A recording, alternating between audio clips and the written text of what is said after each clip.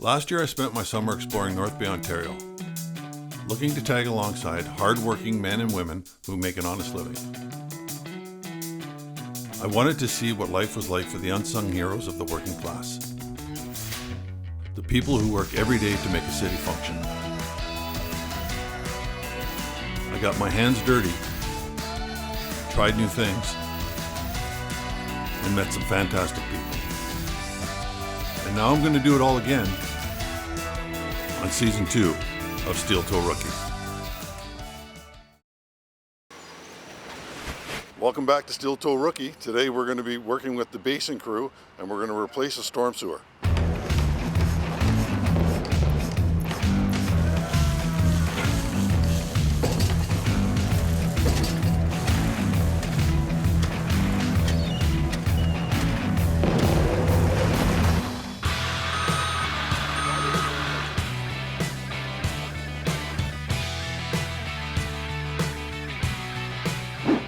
Okay, today we're here with Steve McLaren, who's going to give us a hand. Steve is on the road crew locally, and we're going to work on the storm sewer today.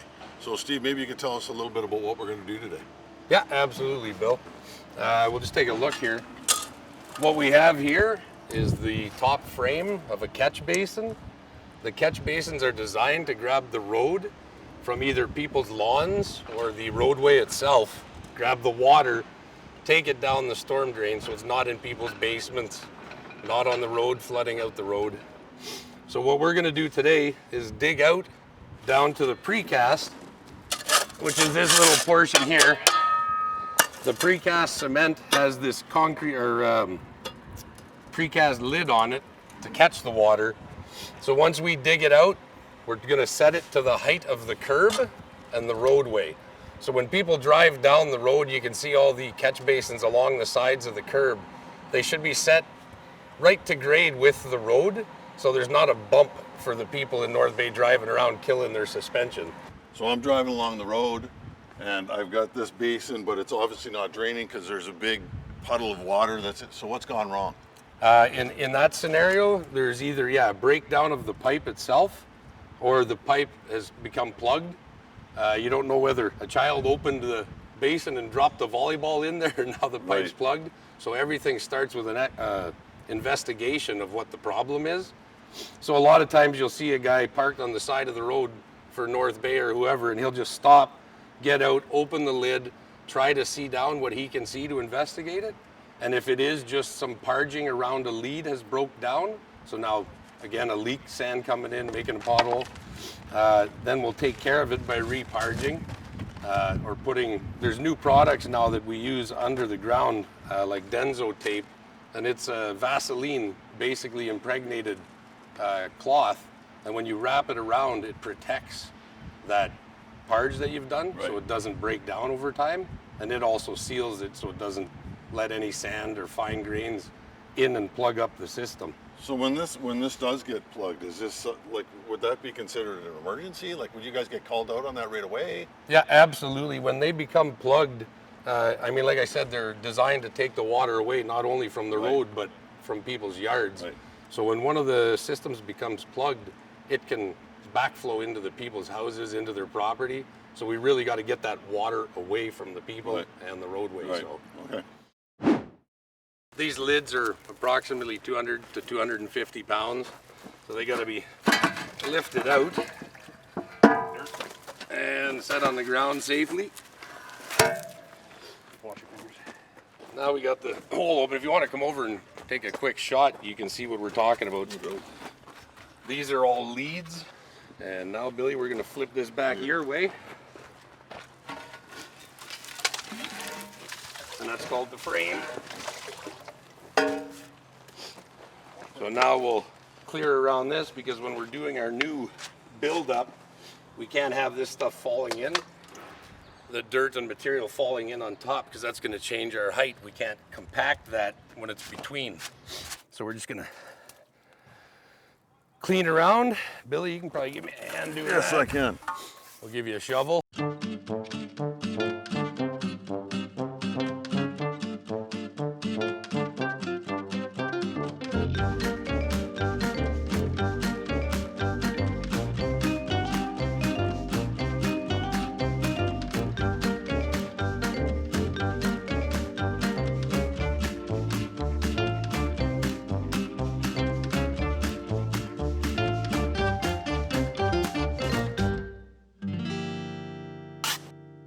We've got an open hole now, so we have to have somebody stay here. So a lot of times if you drive by and see a guy standing there looking at a hole, he's not standing there looking at it, he's protecting the public, and that's key for North Bay too. So how far would that go down there? You're about 1.5 feet lower than the bottom of the pipe. Oh, is that right? Yeah, 2 foot up maybe? wherever you need the water to drain away from, it goes about 2 feet below that, so you can catch the winter sand, so it doesn't go in the pipes and plug it up. Okay, Steve, how did you get started with the road crew in Sydney North Bay? Well, how it happened, Billy, was I came back from playing pro hockey like yourself. Didn't know what I was going to do. Had to find a position for myself because I wasn't with Right. my team anymore. So started off with Frito-Lay, putting out chips. That wasn't for me. It was a lot of talking and a lot of being there, but wasn't the thing I was going to get into. Started looking around some more and figured I might as well try to get on with the city. I know they have jobs in all aspects of the fields, so I wanted to get on with the city and see if I could give back a little bit to the community that set me off with my hockey and whatnot too. So here I am. It was a bit of a haul. I had to go get a DZ truck license. Something that I didn't mind driving anyway. A lot of years, like we said, with hockey, a lot of bus trips. So getting in vehicles and driving never really bothered me. So went and got the DZ license, went down and applied for the city, you know, knowing that I could work hard and sort of let the city figure out if they needed me or not. Right. You come back to the city, and you start down at working for the city. Now, was outside of having to get your DZ license, was there any other kind of education? Like, did you need education for the sewer piping, or is that just something that you picked up along the way? Actually, what the part we're working with is the storms, and the storms, so it's not drinking water or sewer water. So anybody, you don't need tickets to work on, Right. because it's just rainwater, Okay. getting it down and back into the lakes, I guess. So no, from there it was just learning from the guys that came before me at work for the city, Right. passing the information down and then moving from there ahead with it. So you certainly have two different aspects to your life or your career. Obviously, I don't know if you call it summer or spring, fall, and then winter. Yeah, we've correct? got our winter construction and summer Right. construction. So in the like, what would your hours be in the summer as you're repairing your storm pipes? Yeah, And- we try to fix. I'm in charge at this point of looking after the manholes, like repairing ones that are damaged. So the ones that have the potholes beside them, ones that buses or traffic drive over and rock. Yeah. Tuck, tuck, tuck. Well, to the homeowners on the side of the road, that's a bang bang in their house. Yeah. And we're trying to ideally have the city be perfect for Sure. the people living here. I mean, it's obviously not really feasibly possible, but if we work as hard as we can to get as much done as we can, it'll make it that better place for all the public. So that's the idea. So what is your like work hours? What's your shift hours in the summer? Yeah. So, Ideally. Yeah. So for the summer, we're 7:30 till 4. We're bound a little bit by noise. We don't want to be making noise first thing in the morning where people are trying to sleep and get ready to go to work themselves. So we try to keep in that time zone, but that's our 8 hours a day, and we do our 40 hours a week, and then anything else, again, is overtime outside of that. But sometimes we have to do that too to get Right. the jobs done. So Now, I certainly remember living in the city, and I remember the frustration of exactly what you're saying, the crew starting at 7 or 7:30, whatever, and yet the other side of it being like, I can't wait till they're done, because it's great. Like, when it's Yeah. done, the driveway is fixed, the road is nice and smooth. So do you run into, I don't want to say conflict, but maybe angry, the public being angry at you guys working, or not so much? I don't think, well, that is the situation. I don't think so much they're angry with us working. They're just angry that it affects their direction. Right. I mean, everybody knows we have to get the jobs done, and we are trying to think about the general public as we're doing the jobs. So I mean, yeah, some people pull up and we'll have a road closed, and they'll pull around the road closed sign and think that's the way they go. So that's the I've way. done that. That's the way they want to go. That's what they're used to doing. Yeah. But then that road closed sign is there because another block ahead there is no road. Yeah. So now you have to explain to these people, well, I'm sorry, you're going to have to turn around and go back. Yeah. You can't continue here. So that can get frustrating. Sure. But I mean, you know, not everybody, like you're saying yourself, not everybody knows what's going on. Right. So in a situation like this, homeowners are driving in and out. We have to give them access to their house. But other people maybe driving by are like, well, what's going on here? It looks like a mess. And like you said, it is a bit of a mess. We try to make it as safe as possible for the public, but we've got to get the job done. So that's why it looks like a mess. Until the job's done and everybody's happy, Right. it's Yeah. a lot of work and can get a bit of an obstruction for people, but we're trying to get it done. So, how many years you been doing this? I've been with the city now 11 years. Over 11 years. Any interesting stories? Absolutely, a lot of things have happened, but where we're standing here, I got a good story about a gentleman just trying to. It was a hot summer. This was last summer, very hot, and we started this capital project down the road on Green Hill here, and we had a bit of a rainstorm.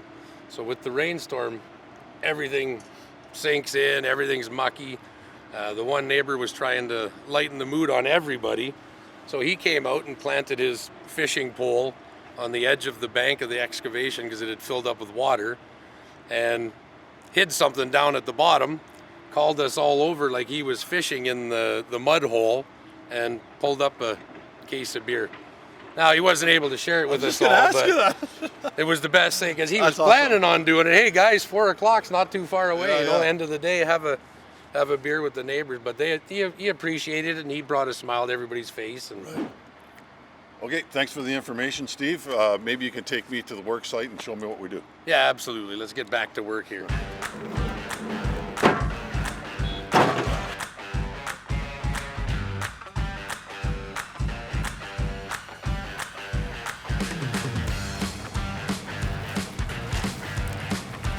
The gloves. Gotta be safe. Now here the key is to not kick any little stones on it. Back first.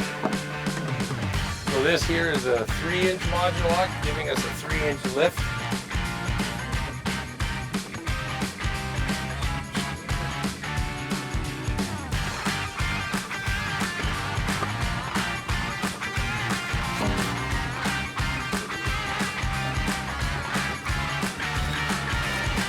Back in and do the same problem, trying to avoid it.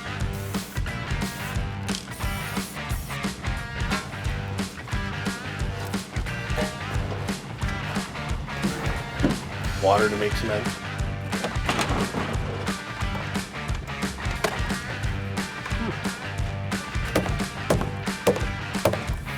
In the air, so just make sure everybody stands clear.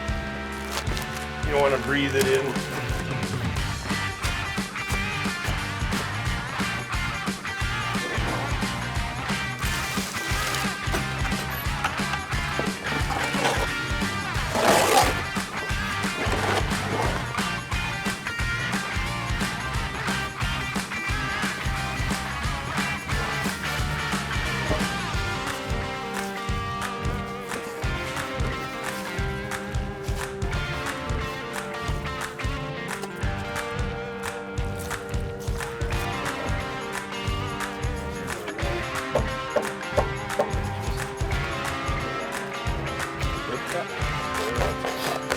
More like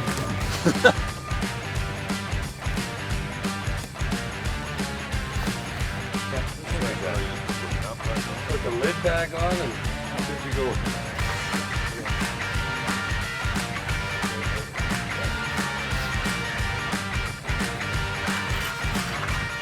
Picks the magic tool. Saves everybody's fingers.